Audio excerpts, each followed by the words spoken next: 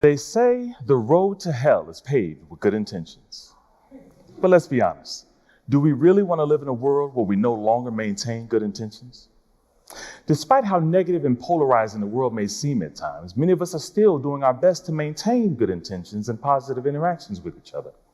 And yet, it can be frustrating sometimes to discover that something that we've said or done was still experienced by somebody else as being offensive.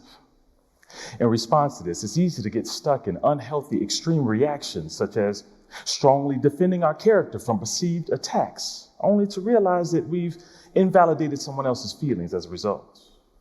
Or maybe we walk on eggshells or jump through every hoop possible to avoid offending anyone, only to shame ourselves for making any mistakes or blame others for being too sensitive. Or maybe we just give up altogether, concluding that, you just can't make anybody happy these days, so why even try? I don't know about you, but that makes me scared. Because I don't know how we can maintain good intentions and positive interactions with each other if we are still going around living in fear of even unintentional offenses. However, I believe there's another way. With your help, I believe that we can maintain good intentions, avoid the shame and blame game, and even strengthen interactions with those who we encounter on a regular basis. If that's of interest to you, then I invite you to join me in learning to accept the inevitability of offense. Let me explain. During my 20 plus years as a marriage and family therapist, I've considered it an honor to be welcomed into the emotionally vulnerable spaces of new and seasoned couples through a variety of life circumstances and challenges.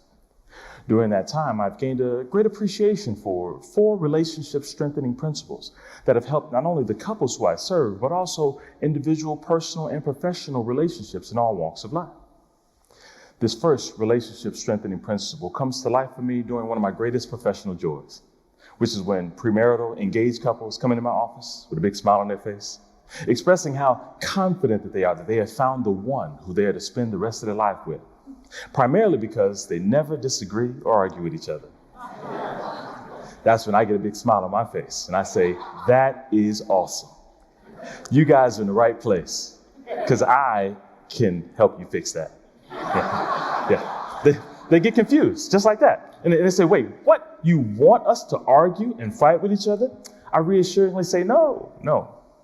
But I do want you to know that you can disagree with each other and still love each other.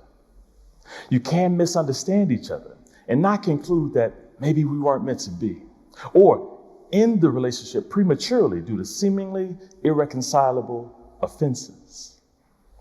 You see, no matter how hard you try, we will all offend someone at some point in time in our lives.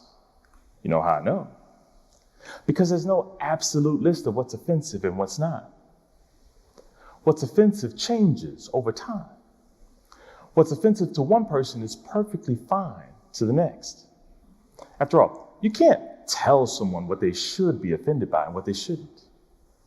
Not only that, but what's offensive is not always about an absolute list of right or wrongs, but more often something that was said or done that reminds someone of a past hurt and makes them fear that future harm is on the way. As a result, if you find out that you've unintentionally offended someone, I encourage you to resist the temptation to get stuck in the shock of the existence of the offense. Instead, accept the inevitability of offense. Take the time to learn what made that offensive to the person in front of you, and then make every reasonable effort to reduce the likelihood of repeating that offense moving forward. The second relationship strengthening principle that comes to life for me often does so when I see couples believing that if you don't know me by now, you will never know me. As if to convey that if you don't instantly understand and know everything about me, then you must not truly love me. But in reality, I found that some of the best and long-lasting couple relationships are the ones that embrace not knowing everything that there is to know about a person instantly, but actually appreciate the opportunity to keep the relationship fresh by learning new things about each other for years to come. Similarly, in your personal and professional relationships, I encourage you to acknowledge that you can't know everything there is to know about everyone all the time. Or put more simply, I encourage you to accept the inevitability of ignorance. Now, I don't know about you, but I grew up with ignorance as an insult, synonymous with lack of intelligence. But in reality, ignorance is merely the lack of knowledge. And if we're honest, we all lack knowledge about a variety of different life circumstances, including the things that many people find offensive. However, I do fair warn you, if you are informed that you unintentionally offended someone and the first thing out of your mouth is a justification for how you didn't know that it was offensive, it is emotionally reasonable for someone else to respond in frustration. How could you not know? Everybody knows that that's offensive, except there's nothing that everyone knows. Not only that, but how did you not know that it was offensive? Maybe you were never taught by someone important to you that it was offensive. Maybe you never personally experienced the hurt that would have taught you that it was offensive. Maybe you were never surrounded by people who experienced the hurt that would have taught you by witnessing that it was offensive. How could you not know? Or how could you also know?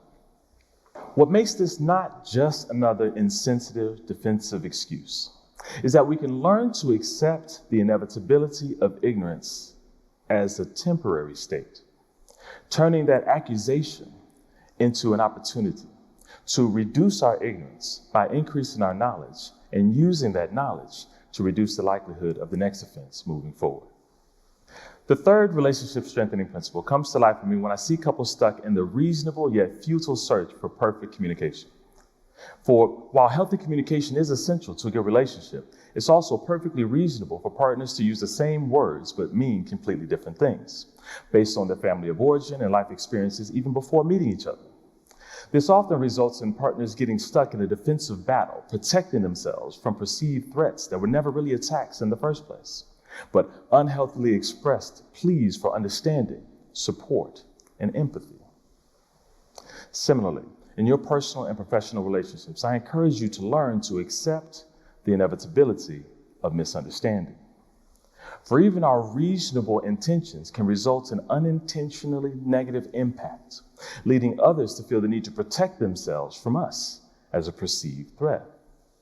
But wait a minute, why would you be a perceived threat if all you have is good intentions? Well, consider this for a moment.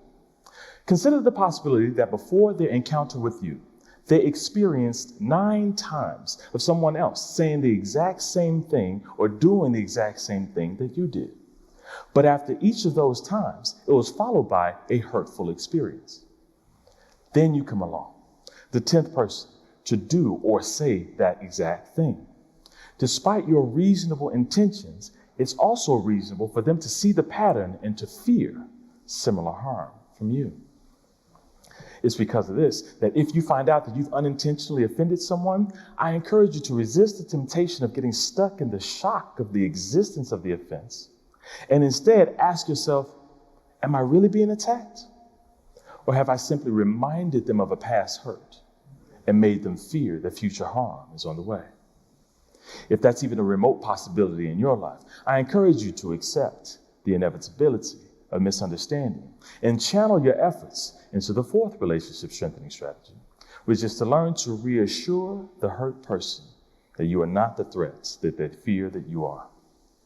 You see, when my couples get stuck in a defensive battle, protecting themselves from perceived threats and misrepresentations, what turns things around is not more explanations and justifications. It's instead when one or both partners can get to the point of saying, I see better than I did before your past hurts. I see the impact that they've had on your current unmet needs. And I want to come alongside of you to help make your future better than your hurtful past. Similarly, in your personal and professional relationships, I encourage you to look for opportunities to reassure a hurt person that you are not the threat that they fear that you are. How can you do this? Well, it can start with a verbal acknowledgement of the limitations of your intentions, recognizing that your intent does not always determine your impact. But some of you even here may actually resent intentions. But I find that many people don't actually resent intentions because they actually have a problem with good intentions, but more often because people have received the gift of good intentions being offered instead of what they really need, changed behavior. You can separate yourself from these experiences by making sure that your verbal acknowledgement of reassurance is always followed by meaningful behavioral change, showing that your commitment is more than just words, but action, showing to make their future better than their hurtful past. Now, I'm not really here to tell you one more thing that you should already be doing, but might not be doing. No. I'm here to tell you what the next person who you unintentionally offend needs you to do. They need you to accept the inevitability of offense. Getting stuck in the shock of the existence of the offense does less to help that person than your efforts to reduce the likelihood of the next offense. They need you to accept the inevitability of ignorance. You don't need to know everything about everyone all the time, but you can accept what you don't know, value what you do know, and learn more one experience at a time. They need you to accept the inevitability of misunderstanding, acknowledging that your intent does not always determine your impact. And they need you to reassure hurt persons that you are not the threat that they fear that you are. You can do this with flexibility and openness to change, but not change out of correction for being a bad person, but change out of consideration for the well-being of someone else. You never know. You might be the one in your environment to reduce the likelihood of the next misunderstanding-influenced divorce, friendship breakup, job resignation, or even cultural cancellation, all often influenced by unintentional offenses. And just like my couples, I want you to know that you don't have to live in fear of even unintentional offenses. Instead, you can accept the inevitability of offense. Make every reasonable effort to reduce the frequency of those offenses and move forward, repairing and strengthening every relationship you encounter. Thank you.